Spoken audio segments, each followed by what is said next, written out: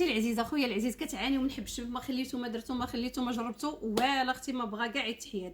المهم انا كنشارك معكم التجربه ديالي، اللي بغى يتيقني مرحبا به، واللي ما بغاش يتيقني كيبقى هذاك النظريه ديالو. كنحترم كاع الاراء ديال المتابعين ديالي. انا كنعاود لكم على التجربه ديالي، اللي بغى يجرب يجرب، اللي ما بغاش عاوتاني كيبقى هذاك الاختيار ديالو.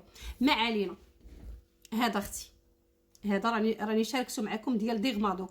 كديروه في البلاصه اللي عندكم فيها الحبوب في الليل، كديري على الحبه، كتحسي بديك الحبه كتشوط. شتي ملي كديري كتحسي بالحبوب كيتشوطوا. قبل اختي ما كديري كتغسلي وجهك بجيل نيطويو ديال ديغمادوك، اللي حتى هو كينقيك البشره من الاعماق ديالها، كيخلي الوجه هكا كيدير. لا بالنسبه للاخوان ولا الاخوات، راه عادي، النظافه من الايمان، يعني عادي. هذا راه واعر للبشره، لا الاخوان ولا الاخوات، كينقي البشره من الاعماق ديالها. ومن بعد والحبوب خلاص راه كيعانيو منه شباب وشابات، هادشي عادي جدا.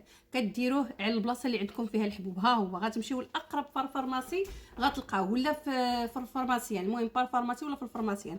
هذا البنات راه واعر وبالتجربه ديالي، وكنتمنى اللي جربوا يرد عليا الخبر. وشكرا لكم وتحياتي لكم، وها نتوما رجعوا للفيديو وغادي تشوفوا بلي كلامي على حق.